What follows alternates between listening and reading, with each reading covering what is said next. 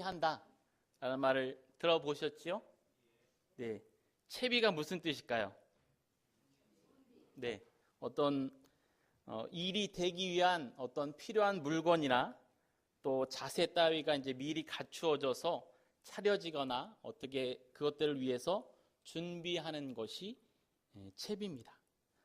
요새 이 채비라는 제목의 영화가 있는데 지금 이제 어느 정도 이제 막을 내리려고 하고 있는데 잠시 아주 짧은데요. 잠시 요거를 짧은 영상을 한번 보도록 하겠습니다.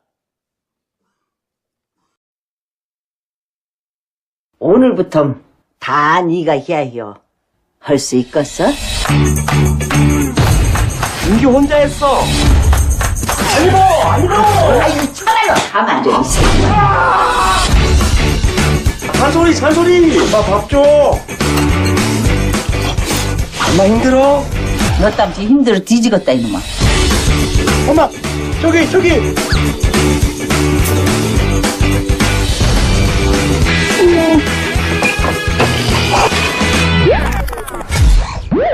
아이고 이놈아. 그게 야채빵이지 샌드위치요. 어떻게 시간이 짧게 더 안 될까요? 엄만 이러고 사는 게 인규 위하는 것 같지? 우리 아들한테 구라 한 번 쳐주시오.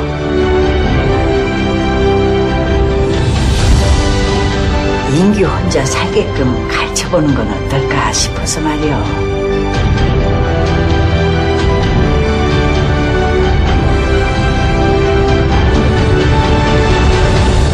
지금까지 연습한 대로만 하면 되는 것이오.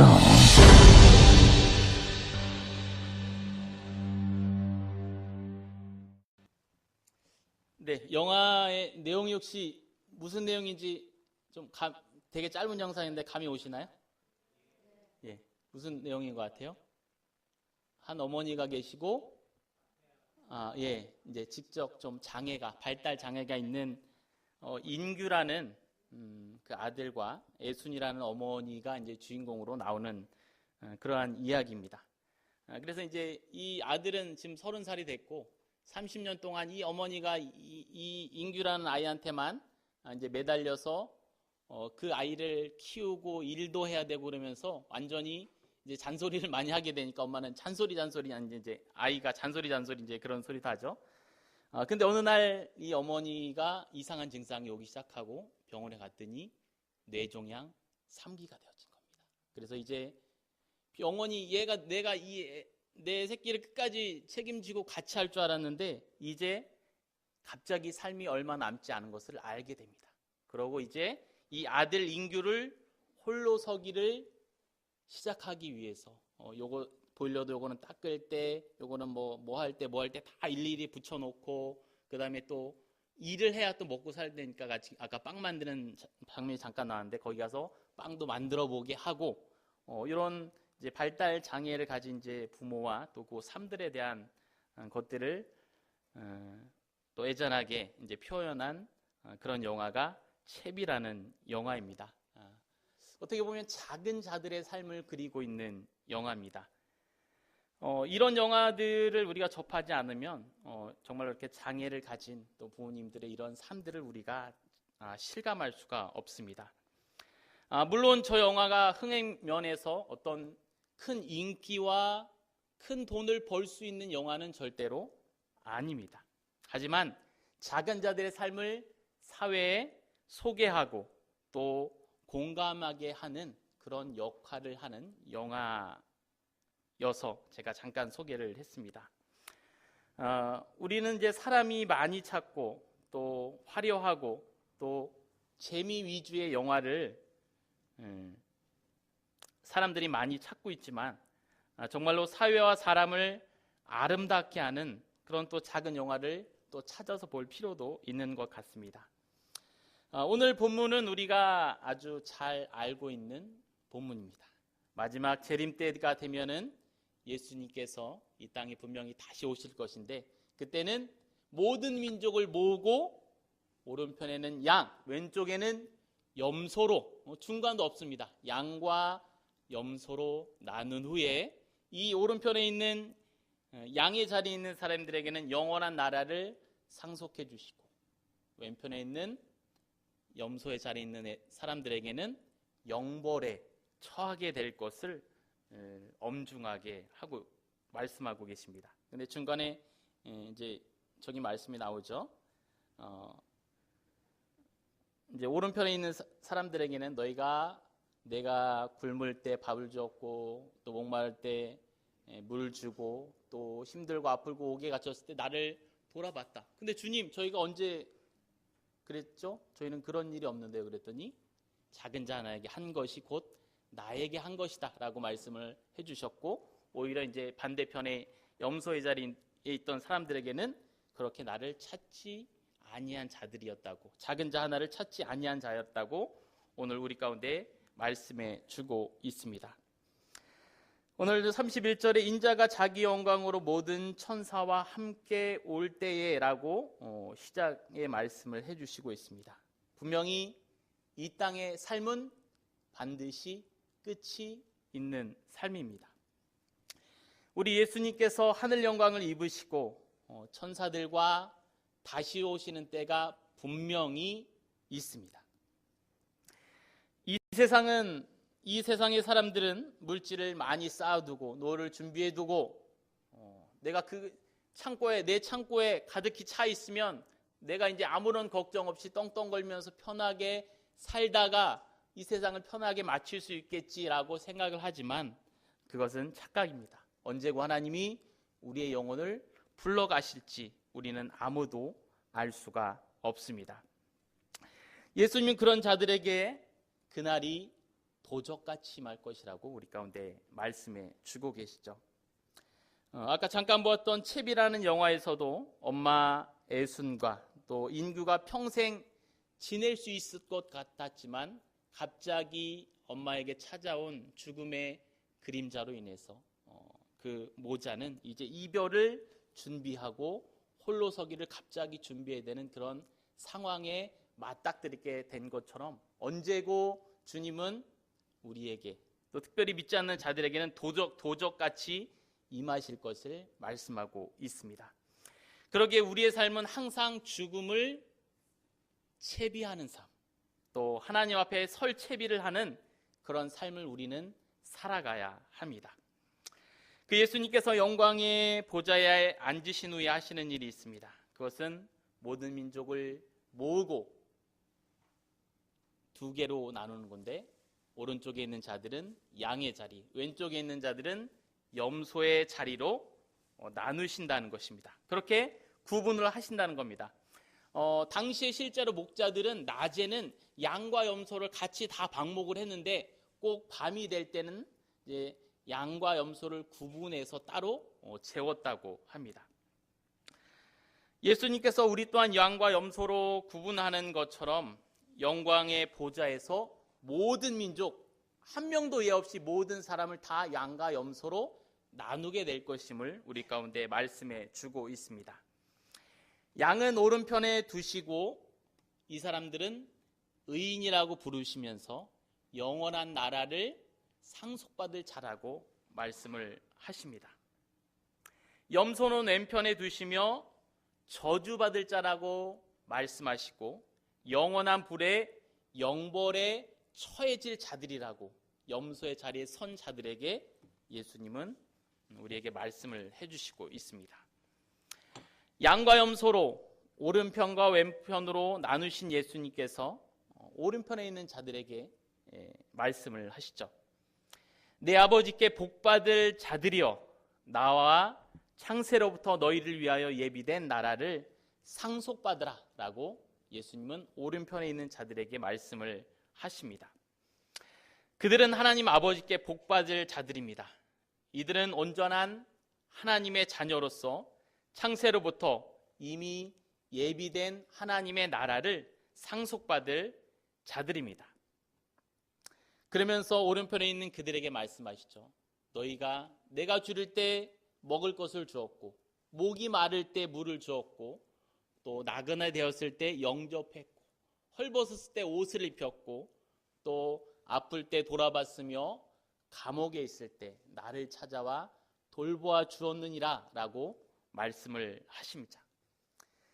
그러자 그 오른편에 있는 자들이 대답을 하죠. 주님, 언제 저희가 주님이 주이실 때 먹을 것을 드리고 물을 드리고 또 주님이 아프고 힘들고 감옥에 있을 때 가서 돌아보았나이까? 우리는 그렇게 한 적이 없습니다. 주님이 뭐 잘못한 거 아니십니까? 이런 투로 주님께 물어봅니다. 그래서 예수님께서 대답하시죠. 내가 진실로 너희에게 이르노니 너희가 여기 내 형제 중에 지극히 작은 자 하나에게 한 것이 곧 누구게요? 곧 내게, 나에게 한 것이라고 예수님은 그렇게 말씀을 하십니다. 예수님이 지금 지극히 작은 자 하나에게 그를 먹이고 물을 주고 아플 때 돌보고 찾아가 보고 한 이 모든 것이 예수님 자신에게 한 것과 동일한 것이라고 오늘 말씀을 하고 계십니다.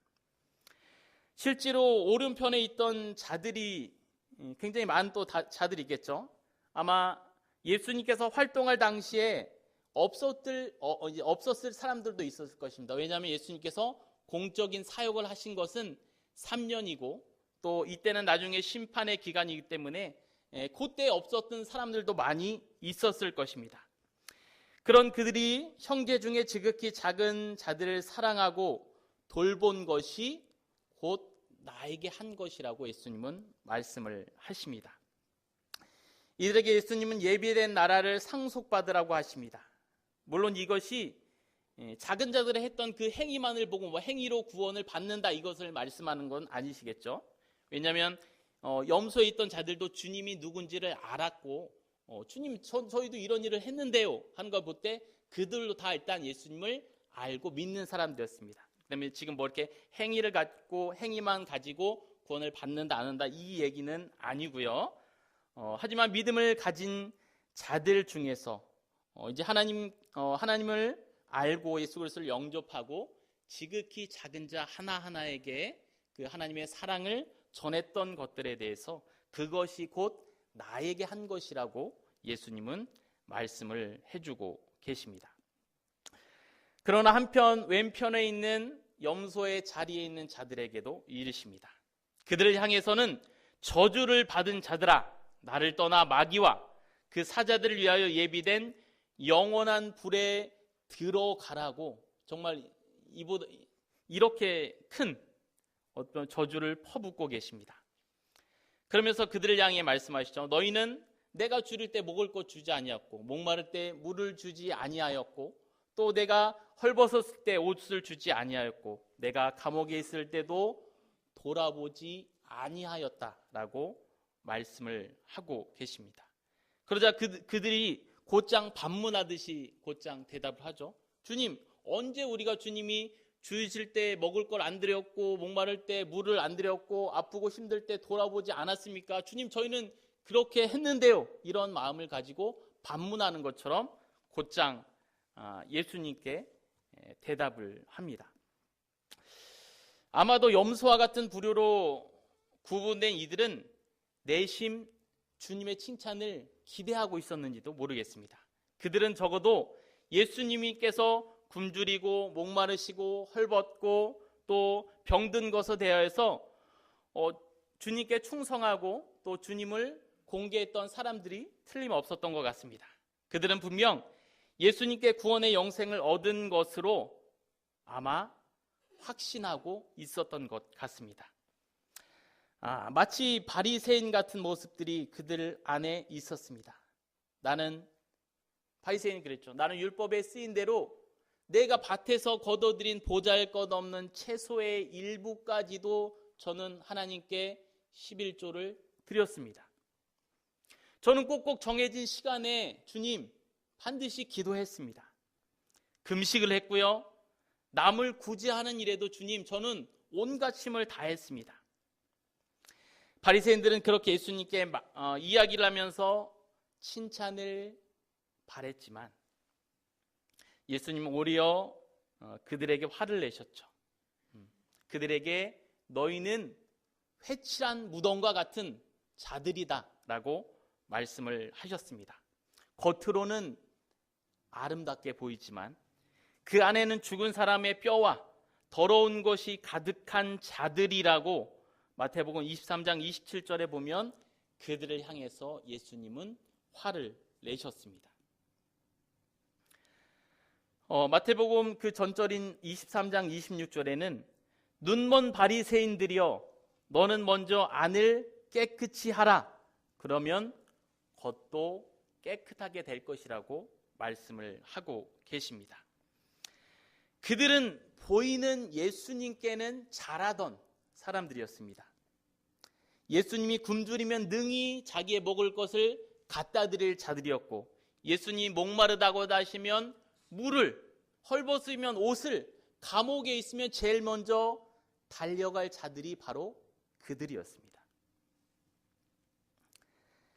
바리새인과 같이 사람 앞에서 자신이 믿음이 있다고 드러내고 싶고, 나는 할 수 있다고, 예수님만 앞에 있으면 난 무엇이든지 다 잘할 수 있다고 이렇게 생각하는 사람들이었습니다. 당연히 그들은 스스로 심중에 자신들은 우리 이 정도면 난 예수님이 있다면 예수님 앞에 뭐든지 다 해드릴 수 있는 그런 양 같은 사람이야. 나는 당연히 오른쪽으로 구분이 되겠지라고 생각을 하고 있었을 것입니다. 하지만 그러나 그들의 생각은 완전히 빗나가고 맙니다. 예수님은 지극히 작은 자 하나에게 하지 아니한 것이 곧 내게 하지 아니한 거라고 말씀을 하시고 영벌에 들어가게 될 것이라고 무서운 선언을 해버리십니다. 염소의 자리 왼편에 선 자들은 저주를 받은 자들, 또 마귀를 위해 예비된 영원한 불에 들어갈 자들이라 라고 예수님은 말씀을 하셨습니다. 그것은 곧 자신과 동일시하시는 지극히 작은 자를 먹이지 않고 또 돌보지 아니하고 찾아보지 않은 까닭입니다. 그들은 입으로 하나님 사랑을 외치고 또 교회와 사람들 앞에서는 열심히 하는 척했던 사람들이었습니다. 하지만 생활에서 만나는 형제 중 지극히 작은 자들에게는 관심도 없고 또 사랑도 없고 돌봄도 없었던 그 사람들이 바로 왼편 염소의 자리에 있었던 사람들입니다. 마치 선한 사마리아인의 비유에서와 같이 죽어가는 이웃을 보고 그냥 지나쳐갔던 제사장이나 레위인과도 같은 그러한 사람들이었습니다. 실제로 개인주의가 팽배한 이 시대 가운데서도 바로 사람들이 옆에서 죽어가고 또 성폭행이 일어나고 도움을 요청하는 사람이 있고 그 옆에 수많은 사람들이 있는데도 아무도 거기에 관여하지 않고 도와주지 않고 그냥 자기의 핸드폰으로 사진만 찍는 그러한 시대가 되어버렸습니다. 하나님은 교회 안에서 그 사랑이 머물기를, 이 교회 안에만 머물기를 원치 않으십니다. 하나님 사랑과 이웃 사랑은 동일하기 때문에 그렇습니다. 하나님을 사랑한다고 하면서 이웃을 사랑하지 않거나 이웃은 사랑하는데 하나님을 사랑하지 않는다면 그것은 잘못되어진 사랑입니다. 하나님의 뜻을 온전히 이해하지 못한 것입니다. 하나님을 진정 사랑한다면 그리고 그분의 뜻이고 예수님이 자신과 동일시하는 형제 중 지극히 작은 자의 어려움을 보고 우리는 못 본 척 할 수가 없는 것입니다. 요한일서 4장 20절에서 21절에 이런 말씀이 있습니다. 띄워줄 수 있나요?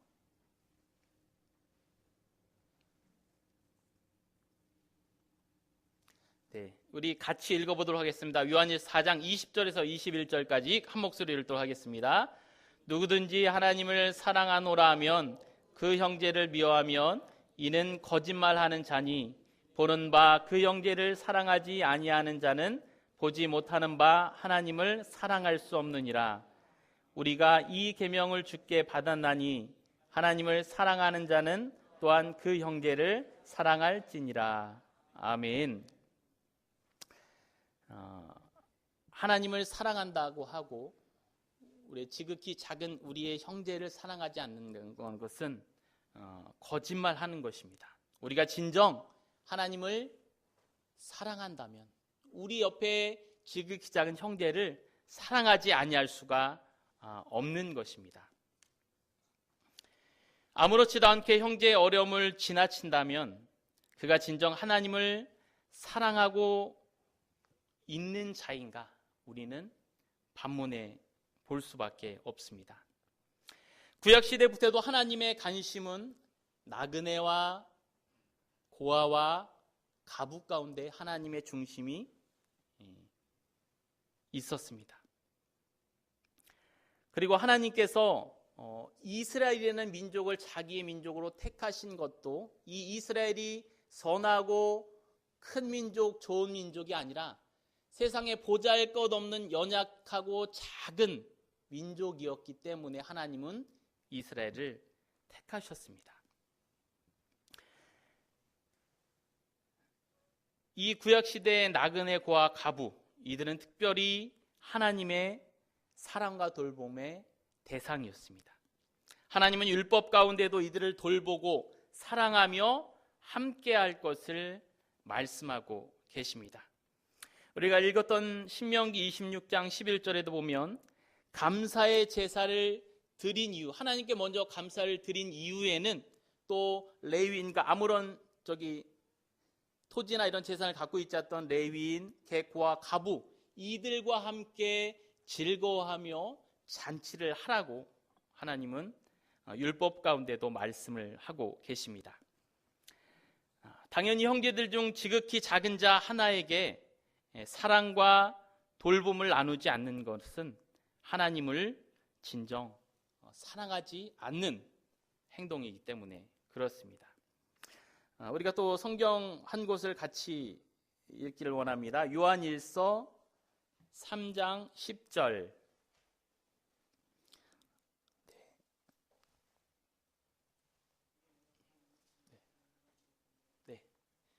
그 다음도 계속 넘겨주세요. 3장 10절 일단 읽도록 하겠습니다.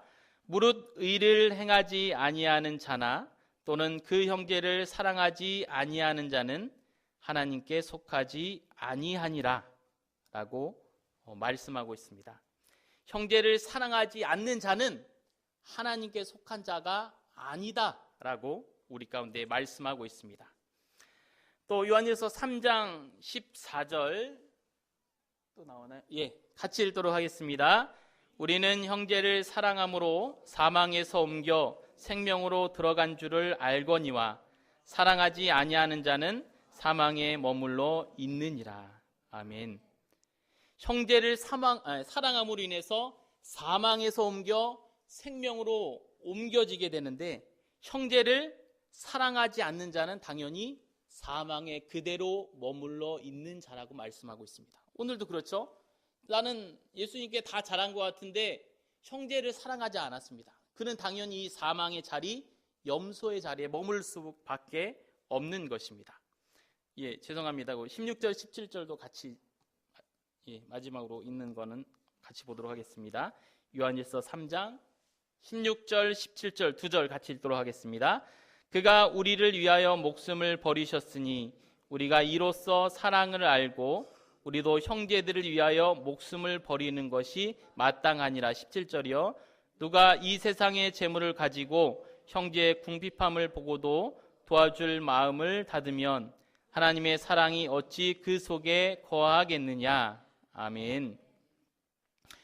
예수님께서 우리를 위해서 목숨을 버리셨는데 우리 또한 지극히 작은 우리의 형제들을 위해서 목숨을 버리는 것, 이것은 당연한 거고 예수님을 따라서 우리가 본받아 나아갈 신앙의 자세입니다. 근데 이쪽 염소의 자리에 있던 자들은 그렇게 하지 않은 자들입니다.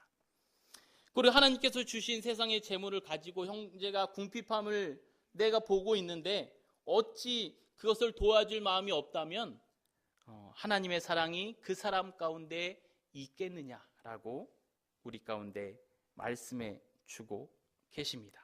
우리는 분명히 이 형제 사랑에 대한 하나님 사랑과 이 이웃 사랑, 형제 사랑에 대한 우리에게 주시는 이 말씀을 우리는 분명하게 기억해야 할 것입니다. 그럼 여기 이렇게 지극히 작은 자, 내 형제 중에 지극히 작은 자라고 나오고 있는데, 그럼 이 지극히 작은 자란 누구입니까? 다른 번역의 성경에서는 보잘것없는 사람이다 라고 또 번역을 하고 있습니다. 아까도 얘기했듯이 구약으로 말하자면 고아, 과부, 나그네 이런 부류의 사람들입니다. 우리 주위에 소외되고 연약한 우리의 이웃들입니다. 거기에 더해 그 부류들을 더 넓히자면 아까도 서두에 아까 얘기했듯이 이 땅의 장애우들, 또한 이 땅에 와서 일하고 있는 외국인 근로자들, 그들이 우리의 눈에 보이는 작은 자들입니다. 근데 그리스도인이라고 하는 우리들이 그들을 대하는, 또 그들을 바라보는 우리의 태도는 어떤가요? 제가 읽어드릴게요. 야고보서 2장 2절 3절 말씀인데요.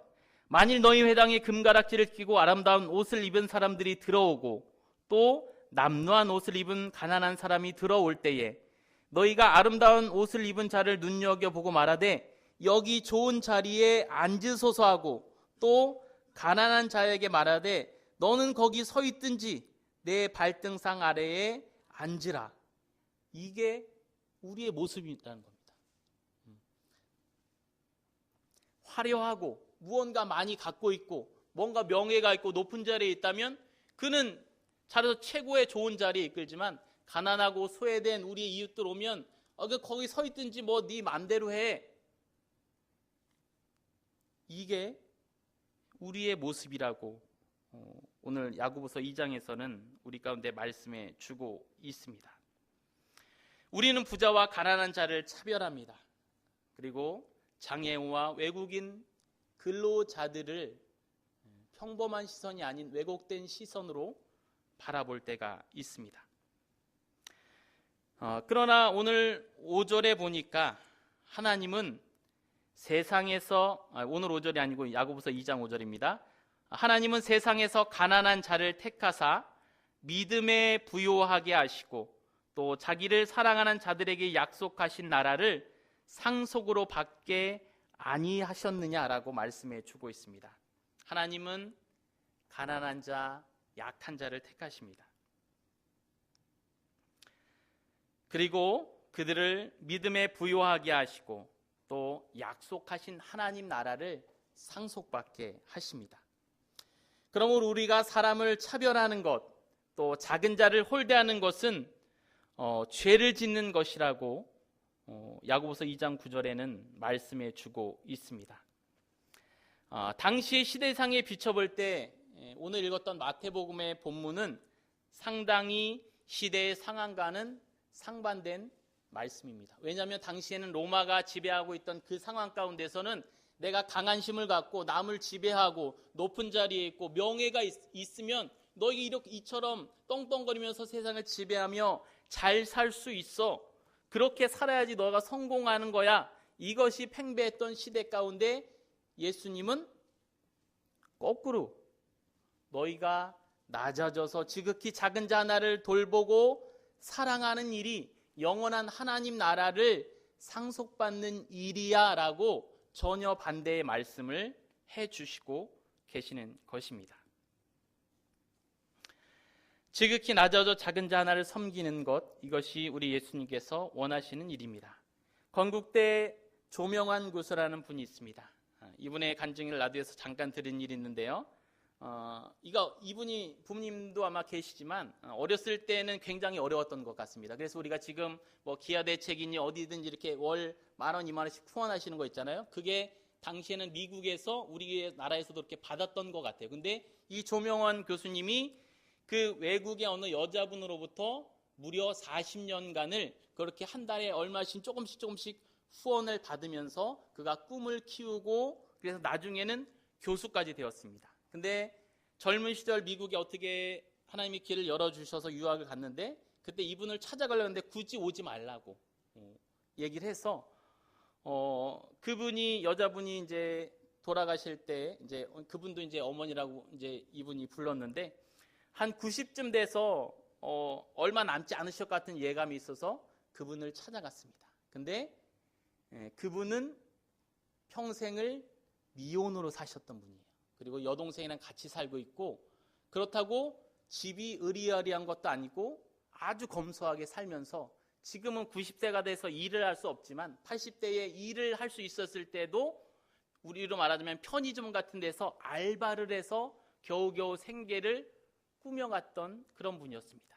근데도 무려 40년간 이 조명환 교수에게 후원을 하면서 이제 매번 편지를 쓰면서 끝에는 꼭 그런 말을 했대요. 하나님은 너를 사랑하신단다. 하나님을 믿으렴. 내가 너를 응원하고 사랑한단다.